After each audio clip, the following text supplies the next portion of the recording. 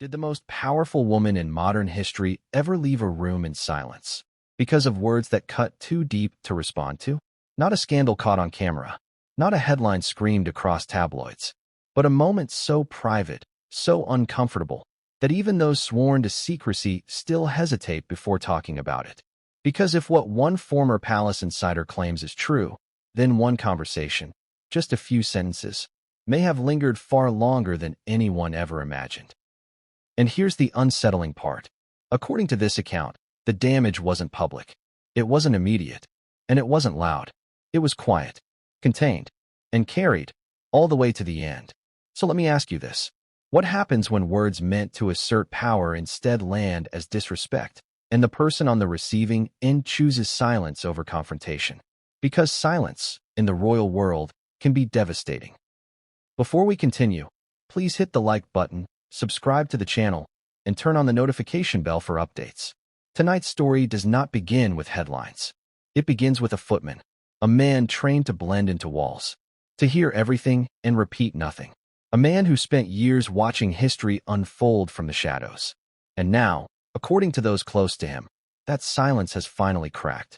Before we go any further, let's be clear about one thing. This is not a verdict. This is not a medical claim. And this is not a definitive account of cause and effect. This is an alleged perspective, a recollection, a version of events that palace staff whisper about but rarely explain. And yet, the reason this story refuses to disappear is because of who it involves. At the center stands Queen Elizabeth II, a woman who ruled for 7 decades, survived wars, scandals, divorces, abdications, and global upheaval. A woman known for composure so legendary that even grief rarely crossed her face in public. A woman whose strength was defined not by reaction, but restraint. So when insiders claim that she was deeply hurt by something said behind closed doors, people pause. Because hurting the Queen was never easy. And then there's the other figure in this story. Meghan Markle, a woman who arrived at the palace carrying expectation, symbolism, and an unprecedented level of global attention. To supporters, she represented progress. To critics, disruption. To palace staff, something far more complicated. Because inside those walls, perception is currency. And words, especially the wrong ones, can change everything. Here's why this story matters now. Years have passed. The Queen is gone. The monarchy has shifted. Public narratives have hardened into sides. And yet, palace staff, the people who made the institution function day after day, are beginning to speak. Not loudly, not officially, but enough for patterns to emerge. Enough for one name to keep resurfacing. Wybrew, a former footman whose role placed him closer to royal interactions than most people will ever be. Not a politician, not a spokesperson, not someone who benefited from controversy. Just a man whose job required absolute discretion. And that's what makes his alleged account so unsettling. Because footmen don't speculate. They observe. They notice who pauses before answering, who avoids eye contact, who leaves a room differently than they entered. And according to whispers that have circulated for years, there was one moment, one exchange, after which the Queen was never quite the same in private. Not weaker, not dramatic, just changed. Now, ask yourself this. How many people do you know who could sit in front of the Queen and speak without fear? How many could challenge her authority, even unintentionally, and walk away unchanged? Royal protocol exists for a reason. Not to inflate ego, but to protect stability. Every word spoken to the monarch carries weight. Every tone matters, which is why staff are trained to listen for what isn't said. And according to this account, what followed that alleged exchange wasn't confrontation. It was silence. A silence so pronounced that staff noticed immediately. No raised voice. No reprimand. No correction. Just distance. And if you understand the monarchy, you know how rare that is. The Queen was known for addressing issues directly, but discreetly. So when she didn't, people noticed. They noticed changes in scheduling, subtle shifts in mood, moments where warmth gave way to reserve. Nothing you'd ever see on television, but everything you'd feel if you worked in those rooms. Here's the contradiction that fuels this story. Publicly, smiles continued. Engagements went on. Photos showed unity. Privately, staff describe an atmosphere that felt altered, as if something had been taken, not broken. And this is where the story becomes uncomfortable. Because humans like clear villains, clear causes, clear timelines. But real emotional harm rarely works that way. Sometimes it's a sentence said too quickly, a tone that lands wrong, a moment where respect is assumed instead of earned. And when the recipient chooses not to respond, the impact doesn't disappear. It settles. Now, before anyone jumps to conclusions, it's important to understand the nature of palace life. Staff are not therapists. They are not doctors. They are not historians. They are witnesses. They see patterns. They feel atmosphere. They sense shifts long before the public ever does.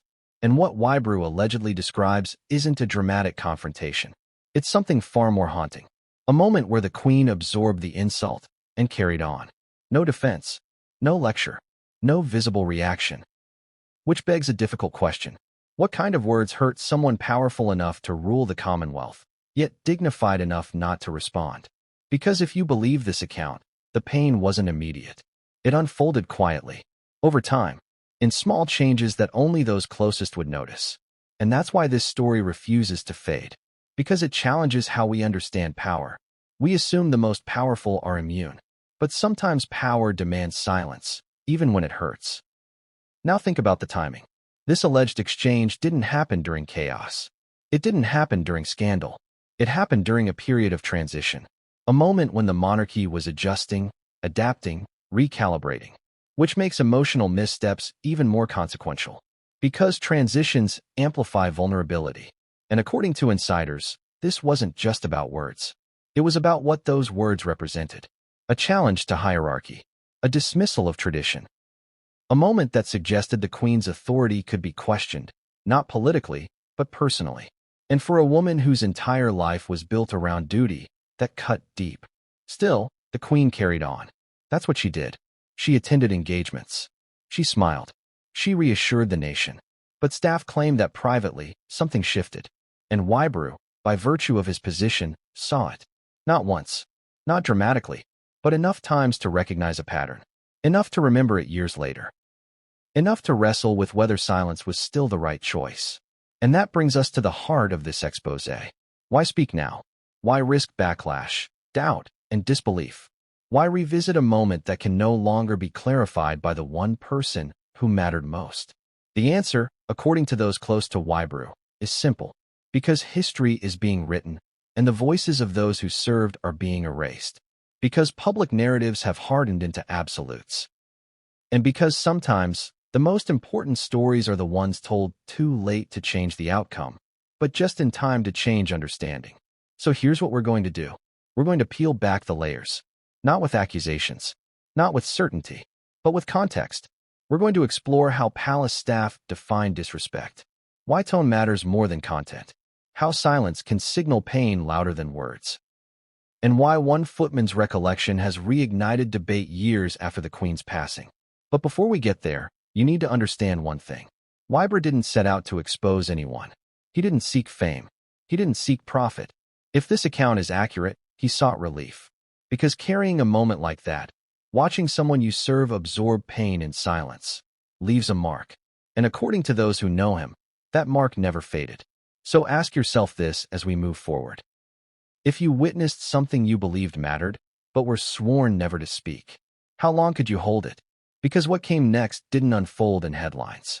It unfolded in hallways, in glances, in silence. And according to insiders, that silence was only the beginning. So what happens after silence? After the room empties? After the door closes? After the moment that everyone felt, but no one addressed? Here's the provocative question that palace insiders still whisper to each other. What if the most important witnesses to royal history are the ones trained never to speak? Because the monarchy isn't held together by speeches or crowns. It's held together by people who move quietly, people who listen more than they talk, people who understand that power often reveals itself in the smallest gestures. And that's where this story truly begins. Not with the Duke, not with the Duchess, not even with the monarch herself. It begins with a footman. A role so underestimated that most people barely know what it entails. Yet inside the palace, the footman is everything. He opens doors before history walks through them. He pours tea during moments that decide the future of the crown. He stands inches away from conversations that will never appear in transcripts.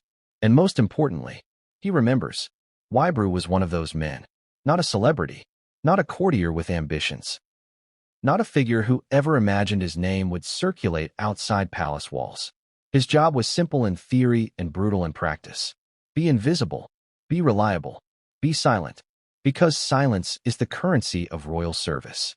You're taught early that curiosity is dangerous. Opinions are liabilities. And memory. Memory is something you learn to compartmentalize. Wybrew mastered that discipline. He learned how to stand still for hours without shifting his weight. How to make eye contact without appearing intrusive. How to listen without reacting. Even when the words in the room changed everything. And here's the part most people don't understand. Footmen aren't just servers. They're emotional barometers. They can tell when a room is tense before anyone speaks. They notice when laughter is forced. They sense when respect has subtly evaporated. And according to those who worked alongside Wybrew, there was one period when the atmosphere inside the palace felt wrong. Not explosive, not chaotic, muted, as if something had been quietly misplaced and no one could say what. Now ask yourself this. If something truly shocking happened behind closed doors, who would notice first? Not the press, not senior advisors, not even other royals. It would be the staff, the people who bring the trays, who escort guests down corridors, who see who avoids whose gaze. And Wybrew was positioned closer than most. His assignments placed him in proximity to private interactions, moments not staged for cameras or historians, moments that didn't require public performance. And that's where the alleged incident enters the story. Not as a confrontation, not as a scene, but as a shift, a before and after that only insiders could detect. According to whispers that circulated long before anyone dared connect the dots, Wybrew noticed something unusual following one particular exchange involving Queen Elizabeth II. The Queen did not raise her voice. She did not summon staff. She did not correct anyone publicly. She did what she had done her entire life. She absorbed it. But absorption has a cost. And Wybrew saw the cost begin to surface. Let's talk about what a footman sees that no one else does. He sees how a person enters a room and how they leave it. He sees how quickly tea goes untouched. He sees when conversation stops being warm and starts becoming formal. These are not dramatic signs. They're subtle. But in the palace, subtlety is everything. According to accounts attributed to Wybrew, the Queen's demeanor shifted in ways that would have been invisible to the public. Appointments were still honored. Ceremonies still conducted. But privately, staff noticed a new reserve. Not coldness, distance. And here's where the contradiction starts to gnaw at people. If nothing happened, why did the atmosphere change? If the exchange was insignificant, why did seasoned staff quietly acknowledge it without discussing it? Because palace staff don't gossip. They calibrate. They exchange glances. They adjust behavior. They protect the institution by protecting the monarch. And that's exactly what happened. Wybrew didn't rush to tell anyone. He didn't leak. He didn't complain. He did what footmen are trained to do. He carried on. But here's the problem with carrying on. Memory doesn't disappear just because protocol demands silence. It sits there, waiting. And over time, the weight of it grows heavier. Especially when the person affected never confronts the moment. Because silence can be interpreted many ways. Strength, restraint, grace, but also pain. And Wybrew, by all accounts, wrestled with that ambiguity. Was he witnessing the Queen's legendary composure? Or was he witnessing something more human? A decision to endure rather than respond. Now pause for a second. Think about the Queen's life. Decades of crisis. Betrayals within her own family. Public scrutiny that never relented. She endured abdication, divorces, scandals, global criticism. So when staff suggests that one private interaction left a mark, people ask a fair question. How could a single moment matter that much? The answer may lie in context. This wasn't just about words. It was about tone, timing, hierarchy, and what those elements symbolized. Royal protocol isn't about ego. It's about clarity. Everyone knows where they stand, so the institution remains stable. When that clarity is disrupted, even briefly, the effects ripple outward. And according to those who noticed the shift, this moment disrupted something fundamental. Wybrew saw it in how conversations shortened, in how the Queen retreated slightly from informal warmth. Nothing dramatic, but enough. And here's where the story gets uncomfortable. Because Wybrew wasn't alone. Other staff noticed too, but none of them spoke. Why? Because speaking would require interpretation, and interpretation is dangerous. To say something hurt the queen would be to assign emotion to someone who built her reign on emotional control. It would be to admit vulnerability, and the monarchy does not survive vulnerability easily. So the staff did what institutions always do. They normalized the change. They adapted. They protected. But Wybrew didn't forget. And years later, that memory refused to stay quiet. Why? Because the queen never addressed it. No correction, no clarification, just silence. And silence invites reflection. Now consider the psychological weight of that for a footman.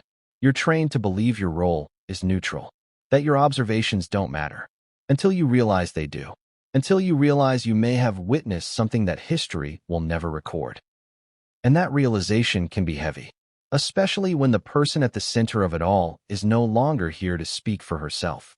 Wybrew reportedly struggled with this, not because he wanted attention, but because he feared erasure, that the human dimension of the queen's final years would be flattened into myth, strength without cost, grace without pain, and that bothered him, because he saw the cost, not in tears, not in breakdowns, but in restraint, and restraint can hurt more than anger. So here's the question that frames everything moving forward. If a footman witnesses a moment that alters the emotional atmosphere of the palace, but cannot speak, does the truth vanish? Or does it wait? According to those close to Wybrew, it waited. It waited through changing reigns, through shifting narratives, through public arguments that ignored the staff entirely.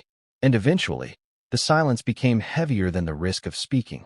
But before any alleged words are discussed, before any interpretations are drawn, you need to understand something fundamental.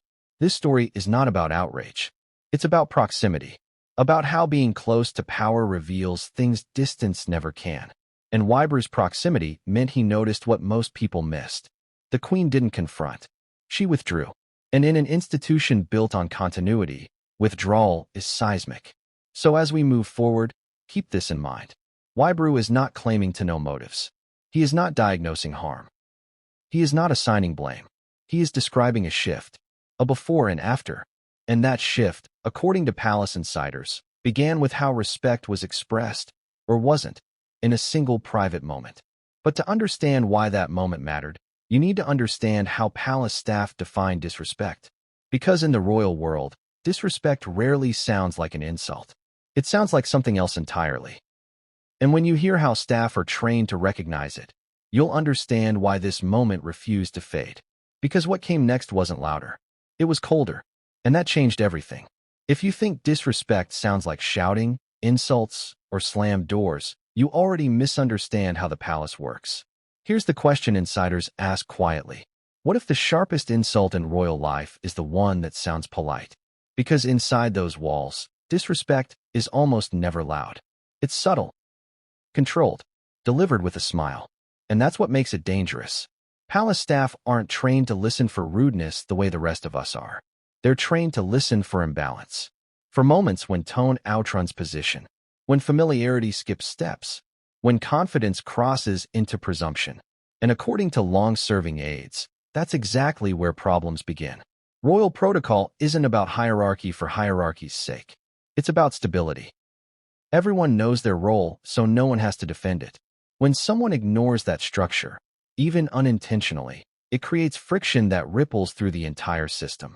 And here's what most people never realize.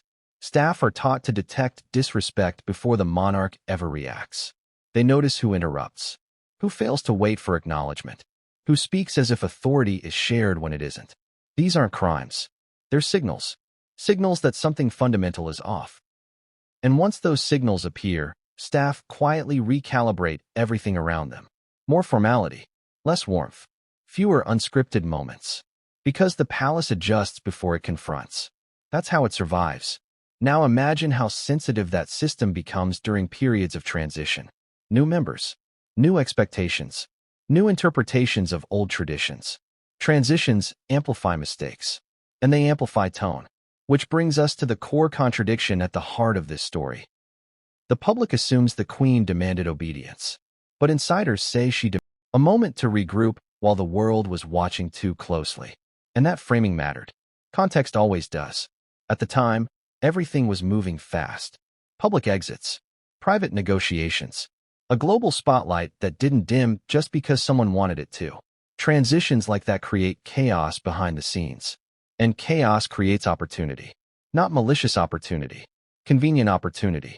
The kind where a temporary solution feels not just acceptable, but generous.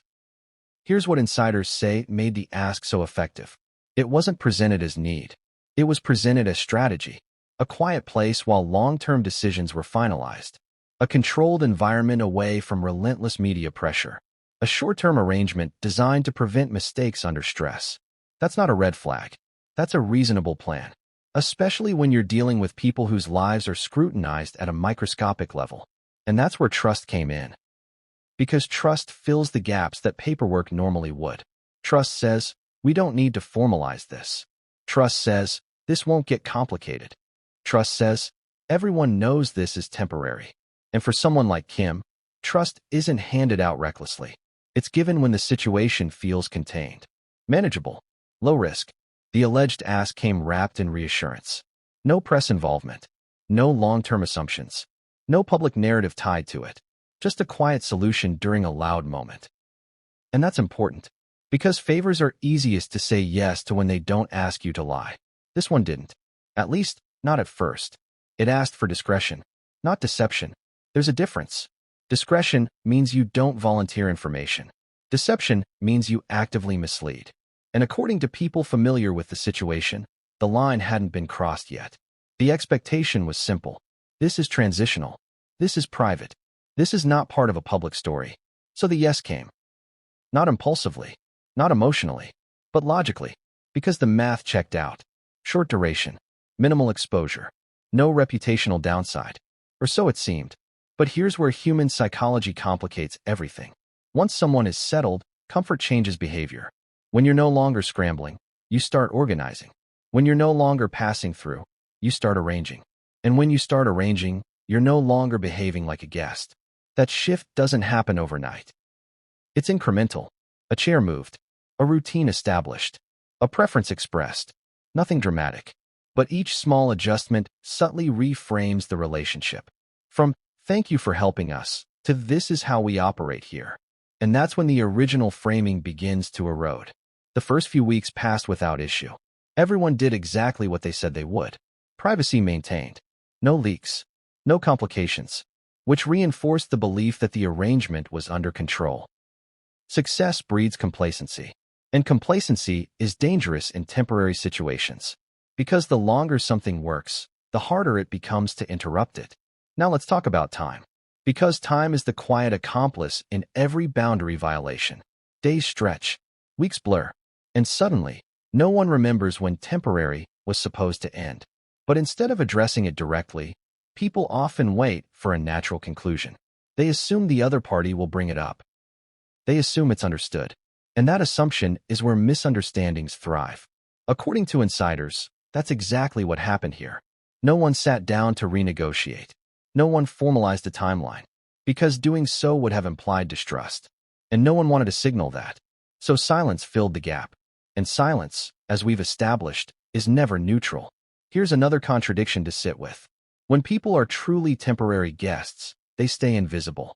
They avoid imprinting. They don't establish systems. But as time went on, this situation allegedly began to imprint. Schedules adapted.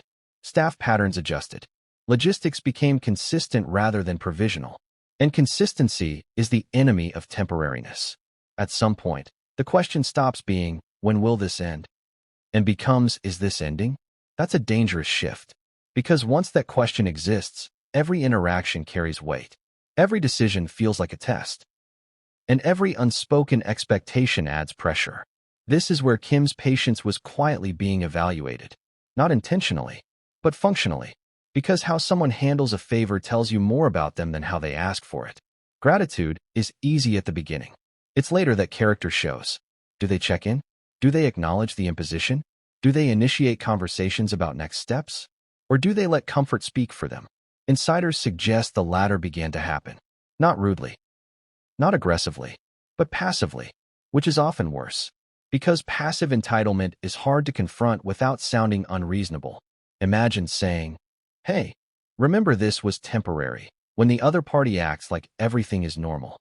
You risk looking petty, unwelcoming, dramatic, and people like Kim avoid drama unless it serves a purpose. So she watched. She noted patterns. She tracked how often the future was mentioned and how often it wasn't. And slowly, the realization set in. The arrangement was no longer being treated as borrowed time. It was being absorbed into identity. That's the moment where generosity becomes liability. Because now, ending the favor isn't just logistical. It's symbolic. It threatens the narrative someone else has built. And threatening someone's narrative is when situations turn volatile. Which is why Kim didn't move quickly. She understood the optics. She understood the risk of appearing unsupportive, especially given the public sympathy surrounding the transition. And that's another layer people underestimate. Public sentiment changes how private favors can be withdrawn. If the public believes someone has finally settled, removing support looks cruel, even if the support was never meant to be permanent. So Kim waited, not because she was trapped, but because timing matters more than truth. And while she waited, the story outside continued to harden. Press language became less conditional. The Montecito residence was spoken of with certainty, as if it had always been meant to be, as if no one else had ever played a role. That's when omission became noticeable, not publicly, but privately, because omission rewrites history. And history is something Kim is very careful with. She documents everything mentally. Who said what? When assumptions shifted? Who stopped acknowledging the original terms? And once you notice omission, you can't unsee it. Here's the uncomfortable truth. Most favors don't end because someone asks for too much. They end because someone stops recognizing that they're receiving one. And recognition is the currency that keeps generosity alive. Without it, generosity feels exploited. And exploitation doesn't always provoke anger. Sometimes it provokes distance. That distance began quietly. Fewer proactive check-ins, more neutral responses, a subtle cooling of engagement. Not punishment, preparation. Because Kim doesn't burn bridges impulsively. She evaluates exits. And she was beginning to evaluate this one. But the story doesn't turn here yet. Because there was still an opportunity to reset. A moment where acknowledgement could have changed everything. Where a simple conversation could have recalibrated expectations. That conversation never came. And silence, once again, stepped in to fill the space. But this time, silence didn't protect the arrangement. It exposed it. Because when both sides go quiet for different reasons, misunderstanding multiplies. One side assumes comfort. The other assumes avoidance. And that gap is where stories begin to fracture. So here's where we pause again. Because in the next section, we're following what happened after the first ask quietly overstayed its welcome. When borrowed time began to feel owned. And when subtle behaviors signaled a shift no one wanted to name. That's when things stopped being temporary. And once that line was crossed, there was no going back. But what happened next didn't look like conflict. It looked like normalcy. And that made it far more dangerous. And once that line was crossed, there was no going back. Let me ask you something. Have you ever watched a situation change without anyone ever announcing that it had? No argument. No confrontation. No official moment where someone said, "This is different now." It just was. That's how borrowed becomes assumed. Not with arrogance. Not with intention. But with comfort. Because comfort is the most dangerous thing in any temporary arrangement. Comfort makes people forget origins. Comfort makes them rewrite beginnings. Comfort convinces them that what they have now is what they were always meant to have. And that's exactly what insiders say began happening next. At first, everything still looked polite, respectful, even grateful. But beneath that surface, the tone had shifted. The energy was no longer that of someone passing through. It was the energy of someone settling in. And settling in changes behavior in ways people rarely notice until it's too late. Here's how that shift usually starts. Not with demands. With preferences. A preference for certain routines. A preference for how things are handled. A preference for consistency. Preferences sound harmless. But preferences imply expectation. And expectation implies entitlement. That's the progression most people miss. In this case, according to those who observed quietly, the borrowed space began to feel structured. Schedules stabilized. Systems formed. Patterns emerged. Things no longer felt provisional. They felt operational. And operational means someone has stopped thinking about leaving. Now, this is where the story becomes uncomfortable, because no one wants to be the person who disrupts apparent normalcy, especially when that normalcy is being watched by the world. Imagine trying to pull back a favor when the public already believes the favor never existed. Imagine saying, "This was never meant to be permanent," when every headline, every interview, every photo suggests permanence. That's not just awkward. It's reputationally risky. And Kim understood that better than anyone. She saw how the narrative had moved ahead of reality, how the borrowed space had been absorbed into a public identity, how the idea of Montecito as a final destination had solidified without ever being formally agreed upon. That's the moment where generosity turns into a trap, because ending the arrangement now doesn't just end logistics. It challenges a story, and people will defend stories harder than they defend facts. So instead of forcing a reckoning, Kim did what she always does. She watched. She listened. She waited for cues. And those cues came, not through words, through behavior. One of the clearest signals insiders point to is how authority subtly shifted. Not overtly, but in tone. Instructions began sounding less tentative. Requests sounded more like routines. Conversations stopped circling around when and started orbiting around how. That's when borrowed time becomes assumed ownership. Because once someone starts organizing the future, they've already decided they belong there. And here's the contradiction. No one ever said, "This is ours now." But everything about the behavior said it. And behavior is louder than language. Staff confusion reportedly increased. Not because anyone was rude, but because clarity had dissolved. Who had final say on certain decisions? Who was responsible for long-term considerations? Who was hosting whom? These are questions that don't arise when boundaries are clear. They arise when boundaries blur. And blurred boundaries always favor the person benefiting most from the ambiguity. Which brings us to an uncomfortable truth. Ambiguity protects the borrower, not the lender. Because as long as things aren't defined, the borrower can continue as if nothing is wrong. The lender, on the other hand, is forced into silence to avoid appearing unreasonable. And Kim found herself in exactly that position. The longer the situation went unaddressed, the harder it became to address. Because now, pulling back wouldn't just be about logistics. It would be interpreted emotionally. As rejection, as abandonment, as betrayal. And perception matters more than intention.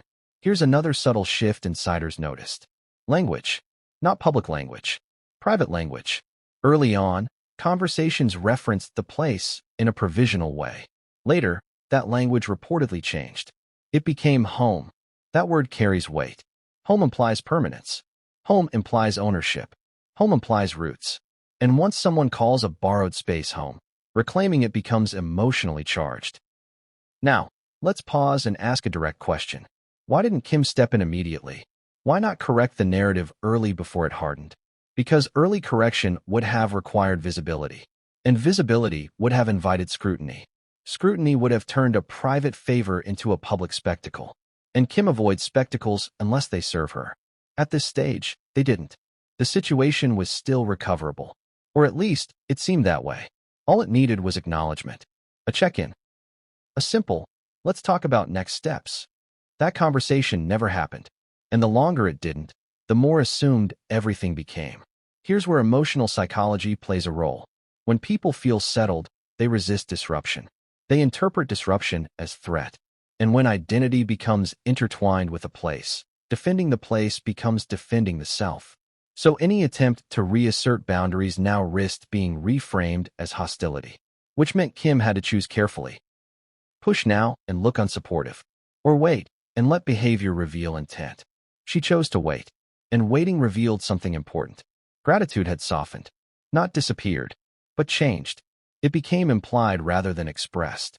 And implied gratitude is a warning sign. Because gratitude, when it's alive, is active. It checks in.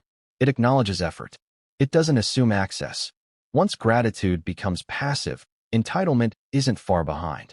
This isn't about morality. It's about human behavior. And Kim reads human behavior like a ledger. Now consider the public side again. The Montecito story continued to be presented as settled fact. No qualifiers. No hesitation. Just confidence. And confidence without confirmation is risky, because it dares people to question it, which some did, quietly. And when they did, they noticed something strange. There was no clear moment of transition, no documented shift from temporary to permanent. Years later, when Wybrew reflected on this period, what troubled him most wasn't the exchange itself. It was the aftermath, the silence, the fact that the Queen carried on without complaint, that she protected the institution by absorbing discomfort. And that absorption, according to staff perception, took a toll. Not immediately, gradually, emotionally. Now pause here. Ask yourself something uncomfortable.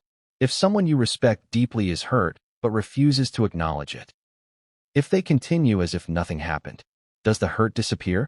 Or does it embed itself quietly? Staff believe it embedded, not as resentment, as weight. And weight, over time, affects how someone moves through the world. The Queen still performed her duties flawlessly, but privately, something had changed. And Wybrew saw the first signs of that change in that room, in that moment, in that silence, which is why he never forgot it, because silence is louder to those trained to listen. As we move forward, the question becomes unavoidable. What happens when silence meets repetition? Because this wasn't the last time staff noticed distance. It was the first, and first moments shape everything that follows. The next chapter takes us into the words themselves. Not verbatim, not quoted, but understood through impact.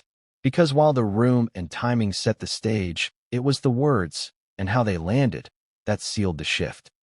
And once those words entered the space, there was no going back. Because what came next wasn't spoken aloud. It was carried. What kind of words don't need to be repeated to be remembered? That's the question palace staff still struggle with. Because if this story were about a shouted insult, it would have been easier to process. If it were about a dramatic outburst, it would have been documented, contextualized, managed. But it wasn't. According to those who later reflected on that moment, the words that mattered were delivered calmly. Too calmly. And that's why they lingered. Here's the uncomfortable truth about institutional life. The most damaging words are rarely the loudest ones. They're the ones that reframe reality without asking permission. They suggest a new order. They imply that existing structures are optional. They assume authority rather than recognizing it. And inside the palace, assumption is the sharpest blade. Now, before we go any further, let's set boundaries. There is no verified transcript, no recording, no public statement. What exists are recollections and interpretations, filtered through time, loyalty, and silence. And yet, those recollections converge on a shared understanding that something was said which repositioned the Queen not as the center of continuity, but as an obstacle to be worked around, not attacked, bypassed. And bypassing, in royal terms, is deeply destabilizing. Staff who later compared impressions described the exchange as containing a tone of finality, not discussion, not inquiry, conclusion, as if a decision had already been made elsewhere. And when that tone meets the monarch, whose role is to embody the final word, the collision is profound. Queen Elizabeth II had lived her entire life as the stabilizing endpoint of countless conversations. People came to her for clarity, for resolution, for continuity. So when words land that imply resolution has already been reached without her, the impact is not merely procedural. It's existential. Staff sensed that immediately. Not shock. Recognition. Recognition that a boundary had been crossed, not by malice, but by misjudgment. And misjudgment, when left uncorrected, hardens into hurt. Now consider the nature of that hurt. It wasn't humiliation. It wasn't anger. It was something quieter. Disappointment. Disappointment that understanding had not preceded confidence. Disappointment that experience had been sidelined. And for someone whose life had been defined by service, that disappointment cut deep. Yet the Queen did not respond as many would. She did not assert rank. She did not reframe the conversation. She did not push back. She listened. And listening, when it absorbs rather than engages, can wound. Staff noticed the Queen's stillness. Not passive, composed, but different. A stillness that signaled she had heard something she did not agree with and would not contest. That choice matters. Because when the Queen chose not to respond, she chose to carry the weight alone. And weight carried alone accumulates. Now here's where the contradiction becomes impossible to ignore. The Queen had faced far harsher words publicly. criticism, mockery, political pressure. She endured it all. So why would this moment matter? Because this wasn't public criticism. It was private repositioning. And private moments, especially within an institution, shape relationships more powerfully than headlines ever could. Staff described the words as something that couldn't be easily corrected without escalating the situation. To challenge them would have required confrontation. And confrontation would have acknowledged the fracture publicly, at least within the palace. The Queen chose preservation. She preserved the dignity of the interaction by ending it gracefully. But grace does not erase impact. It contains it. And containment requires strength. But even strength has limits. Now let's talk about how staff interpret impact. They don't speculate about emotion in abstract terms. They look at behavior. And behavior changed. The Queen became more measured in private interactions involving Meghan. Not colder, more distant, more procedural. And procedure is a shield. When warmth disappears, procedure steps in. Wybrew noticed that shield forming. He noticed how conversations that once flowed now felt managed. He noticed how spontaneity evaporated. And that's how staff knew something had shifted. Because when words land without permission, trust recalibrates. And recalibration doesn't announce itself. It simply alters the rhythm. Now consider Meghan's position in this moment. From her perspective, confidence may have felt necessary. She was entering an institution that thrived on ambiguity. She sought clarity, decisiveness, forward motion. Those are not inherently disrespectful impulses. But inside the palace, how you pursue them matters more than why. And staff sensed that the pursuit had skipped a step. Understanding, which made the words land as dismissal rather than initiative. And dismissal, even unintended, leaves a mark. Now here's the question viewers often ask. If the words were so impactful, why didn't anyone intervene? Because intervention would have required someone to acknowledge the Queen had been hurt. And the Queen never signaled that. She didn't confide. She didn't complain. She continued. And continuity, when maintained at personal cost, becomes invisible. Staff are trained not to interpret beyond necessity. They don't assign feelings unless behavior demands it. And behavior did. Not dramatically, gradually. Which is why this story surfaces now rather than then. Because gradual shifts don't generate alarms. They generate unease. And unease accumulates in memory. Wybrew carried that unease. Not as certainty, as unresolved tension. He replayed the moment not because of what was said, but because of what wasn't. There was no follow-up, no repair, no acknowledgement, just silence. And silence is a powerful teacher. It teaches staff what not to discuss, what not to revisit, what to accept as unchangeable. And when silence settles over a moment like this, it fossilizes. Years later, when staff reflected on the Queen's final years, some traced a line back to this exchange. Not causation, correlation. A point where emotional distance became visible, not to the world, to those inside. Now here's where caution is essential. No one claims that words alone cause decline. Human health is complex. Aging is multifactorial. But emotional strain matters. An emotional strain carried silently can affect how a person experiences the world. Staff noticed the Queen choosing rest over informal engagement more often. They noticed her conserving emotional energy. They noticed her narrowing the circle of comfort. These are normal behaviors. But they were new. And new behaviors prompt reflection. Wybrew didn't draw conclusions. He noticed patterns. And patterns are the currency of institutional memory. Now imagine carrying that awareness for years. Knowing you witnessed a moment that altered a relationship, but being unable to contextualize it publicly. Knowing the person most affected would never speak of it. Knowing the institution would move on without explanation. That creates moral weight, not accusation. Responsibility.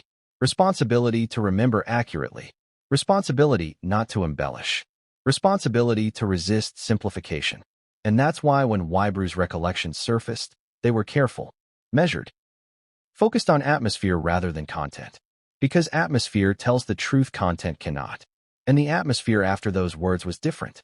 Quieter, colder, more guarded. Not hostile, guarded. And guarding implies vulnerability. Now ask yourself this. If you believe someone you deeply respected had been hurt, not publicly, but privately, and had chosen dignity over defense, would you feel compelled to speak someday? Or would you honor their silence forever? Wybrew wrestled with that question, because silence can protect, but it can also erase. And erasure, when applied to human experience, feels wrong, especially when public narratives flatten complex relationships into absolutes. This story isn't about condemning words. It's about understanding impact. How words delivered without malice can still wound. How confidence expressed without context can still displace. How silence chosen for dignity can still cost something. And the cost, according to staff perception, was emotional distance that never fully healed. As we move forward, the story deepens. Because this wasn't an isolated moment. It was a turning point. After this exchange, the Queen didn't confront. She adjusted. And adjustment, when repeated, becomes habit. The next chapter explores what happened after the words. Not immediately, but over time. How distance manifested. How behavior shifted. And how those shifts, though subtle, shaped the final chapter of a reign defined by restraint. Because once words are absorbed rather than addressed, they don't disappear. They settle. And what settles eventually reshapes everything around it. But what came next shocked even those who thought they understood the palace. Because the Queen didn't just withdraw. She changed how she moved through her own world. And that change would not go unnoticed. What does it mean when the most disciplined figure in the room chooses distance instead of dialogue? That's the question staff kept asking themselves as days turned into weeks. Because the aftermath didn't arrive with a bang. It arrived with a recalibration. Subtle, deliberate, irreversible. After the words were spoken and absorbed, there was no confrontation to analyze, no apology to anticipate, no clarification to arrange. The Queen did what she had done countless times when faced with pressure that threatened the institution rather than her ego. She stepped back. And stepping back, in this world, is not passive. It's a decision. Palace insiders describe it as a strategic quiet, a narrowing of access, a shift from warmth to formality that signals boundaries without announcing them. This wasn't avoidance. It was containment. And containment changes the temperature of everything around it. The Queen did not cancel engagements. She did not alter public schedules. She did not allow any hint of discord to escape. But privately, something changed. Staff noticed that informal moments became rarer. Unscripted exchanges shortened. Conversations that once wandered now concluded quickly. These weren't punishments. They were protections. Because when the Queen sensed that alignment had been compromised, her instinct was not to correct publicly, but to stabilize privately. That instinct had served her for decades. But this time, stabilization came at an emotional cost. According to staff who observed closely, the Queen began relying more heavily on intermediaries. Messages that might once have been delivered directly were filtered. Meetings were structured more carefully. Access became intentional rather than organic. Again, not cold, measured. And measured behavior, when newly introduced, signals internal reassessment. Wybrew noticed this pattern forming. He noticed the Queen choosing distance not out of displeasure, but out of resolve. Resolve to preserve the monarchy's equilibrium without escalating internal tension. But here's the contradiction that troubled staff. Distance solves immediate risk. It does not heal relationships. And healing requires acknowledgement. Acknowledgement never came. The Queen did not revisit the moment. She did not seek repair. She moved forward. And moving forward without resolution creates a quiet fracture. Staff felt it, not as gossip, as atmosphere. They described it as a tightening. More formality in tone. More reliance on protocol. Less room for interpretation. This is how the palace protects itself when uncertainty enters. By narrowing variables. But narrowing variables also narrows connection. And connection matters. Especially in an institution that relies on trust more than transparency. Now consider the Queen's position. Queen Elizabeth II had spent her life balancing competing pressures. Family and duty. Tradition and change. Privacy and public expectation. She knew that open conflict within the monarchy had consequences far beyond the individuals involved. So when she sensed that addressing the issue directly might deepen division, she chose restraint. Restraint is often praised as strength. But restraint is also labor. Emotional labor. And emotional labor, when unshared, weighs heavily. Staff noticed the Queen conserving energy. Not physically at first. Emotionally. She became more selective about where she invested warmth. Not because she had less to give, because she chose where to give it. And choice implies cost. Now let's talk about how walking away actually looks in the palace. It's not storming out. It's not raised voices. It's not slammed doors. It's a slight delay in response. A shorter exchange. A decision to end a conversation a few minutes earlier than expected. It's choosing not to linger. And the Queen, known for her ability to put others at ease, began to do that less often in certain contexts. Wybrew saw it. He noticed how the Queen would conclude interactions with practiced efficiency. Still polite, still composed, but no longer inviting. That distinction matters. Because invitation is where connection lives. And connection had narrowed. Now here's where staff began to feel unease. If the Queen had been angry, they could have adjusted. If she had been disappointed openly, they could have intervened. But she was neither. She was resolved. And resolution without explanation leaves staff guessing. Guessing breeds caution. Caution breeds distance. Distance feeds misunderstanding. And misunderstanding compounds silently. This is how institutions drift internally without public awareness. The Queen's decision to walk away emotionally didn't end the issue. It froze it. And frozen issues don't disappear. They persist. They shape behavior. They influence decisions indirectly. Staff began to notice that future interactions were framed more carefully. Language softened. Expectations clarified through aids rather than conversation. This wasn't punitive. It was preventative. The Queen was minimizing the risk of further misalignment. But minimizing risk also minimizes intimacy. And intimacy, once lost, is hard to regain. Wybrew felt the weight of this shift. Not because anyone explained it to him. Because no one did. He inferred it from pattern, from repetition, from the Queen's consistent choice to step back rather than step in. Now consider how this choice might feel from the other side. Distance without explanation feels like rejection. Formality without context feels like judgment. And without a shared language to discuss it, both sides interpret silence differently. The Queen interpreted silence as dignity. Others may have interpreted it as coldness. Neither interpretation is wrong. They're incomplete. And incompleteness is fertile ground for narrative fracture. Now let's address the most sensitive part of this chapter. Staff have speculated, carefully, about the emotional toll of this withdrawal, not as a cause of physical decline, but as an added weight during an already demanding period of life. The Queen was aging. She was navigating loss. She was adapting to changing family dynamics. Emotional strain, even when managed with grace, adds pressure. And pressure accumulates. Not explosively, gradually. Staff noticed the Queen choosing rest more often after private engagements. Not exhaustion, conservation. She conserved emotional energy the way others conserve physical strength. This is not unusual, but it was new. And new behaviors invite reflection. Wybrew didn't draw lines of causation. He noticed correlation. He noticed that after the moment in question, the Queen's private demeanor shifted toward caution. Not fear, caution. And caution, when introduced late in life, suggests emotional recalibration. Now ask yourself something difficult. If someone of immense discipline chooses not to address a personal hurt, is that strength? Or is it sacrifice? Perhaps it's both. And sacrifice, by definition, costs something.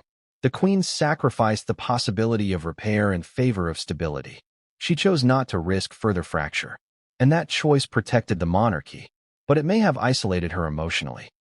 Staff felt that isolation, not as loneliness, as reserve. The Queen remained gracious. She remained engaged. She remained fully committed. But she held herself more tightly. And holding oneself tightly for long periods is tiring. Now here's where Wybrew's silence becomes significant. He did not interpret this as tragedy. He interpreted it as a pattern worth remembering. Because patterns tell stories institutions prefer not to tell. And this pattern suggested that the Queen had internalized something rather than addressed it. Why? Because addressing it would have required confrontation. And confrontation would have acknowledged fracture. She chose continuity. And continuity, while noble, does not eliminate feeling. It manages it. And management requires effort. Effort leaves traces. Staff saw those traces. Not as complaint, as quiet adjustment. The Queen walked away emotionally from a situation she deemed destabilizing. She did not retreat from duty. She refined it. And refinement, When it reduces exposure, also reduces warmth. That reduction shaped the remainder of the relationship. It shaped how staff interacted. It shaped how access was granted. It shaped how narratives formed internally long before the public noticed anything amiss. And once that shape set, it did not revert. Now think about what that means. A single moment, absorbed rather than addressed, can redirect the flow of an entire relationship. Not through drama, through choice. And the Queen's choice to walk away emotionally marked the end of one phase and the beginning of another. A phase defined by distance. Not hostility, distance, and dist. A moment to regroup while the world was watching too closely. And that framing mattered. Context always does. At the time, everything was moving fast. Public exits, private negotiations, a global spotlight that didn't dim just because someone wanted it to. Transitions like that create chaos behind the scenes. And chaos creates opportunity. Not malicious opportunity. Convenient opportunity. The kind where a temporary solution feels not just acceptable, but generous. Here's what insiders say made the ask so effective. It wasn't presented as need. It was presented as strategy. A quiet place while long-term decisions were finalized. A controlled environment away from relentless media pressure. A short-term arrangement designed to prevent mistakes under stress. That's not a red flag. That's a reasonable plan. Especially when you're dealing with people whose lives are scrutinized at a microscopic level. And that's where trust came in. Because trust fills the gaps that paperwork normally would. Trust says, we don't need to formalize this. Trust says, this won't get complicated. Trust says, everyone knows this is temporary. And for someone like Kim, trust isn't handed out recklessly. It's given when the situation feels contained, manageable, low risk. The alleged ask came wrapped in reassurance. No press involvement, no long-term assumptions, no public narrative tied to it. Just a quiet solution during a loud moment. And that's important, because favors are easiest to say yes to when they don't ask you to lie. This one didn't. At least, not at first. It asked for discretion, not deception. There's a difference. Discretion means you don't volunteer information. Deception means you actively mislead. And according to people familiar with the situation, the line hadn't been crossed yet. The expectation was simple. This is transitional. This is private. This is not part of a public story. So the yes came. Not impulsively, not emotionally, but logically, because the math checked out. Short duration, minimal exposure, no reputational downside. Or so it seemed. But here's where human psychology complicates everything. Once someone is settled, comfort changes behavior. When you're no longer scrambling, you start organizing. When you're no longer passing through, you start arranging. And when you start arranging, you're no longer behaving like a guest. That shift doesn't happen overnight. It's incremental. A chair moved. A routine established. A preference expressed. Nothing dramatic. But each small adjustment subtly reframes the relationship.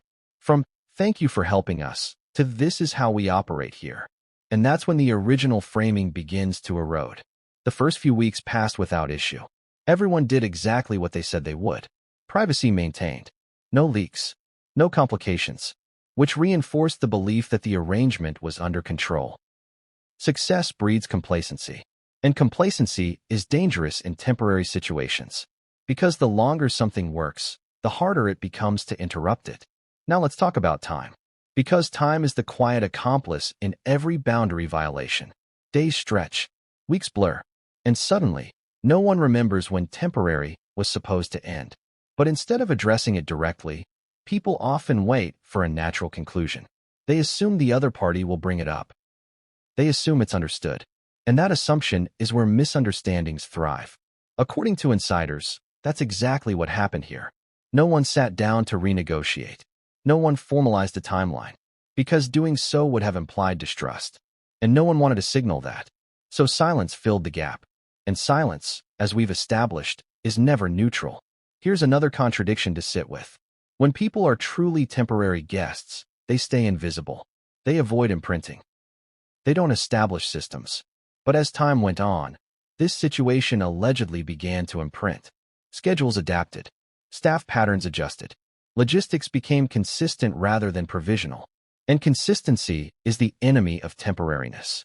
At some point, the question stops being, when will this end? and becomes, is this ending? That's a dangerous shift. Because once that question exists, every interaction carries weight. Every decision feels like a test. And every unspoken expectation adds pressure. This is where Kim's patience was quietly being evaluated. Not intentionally, but functionally.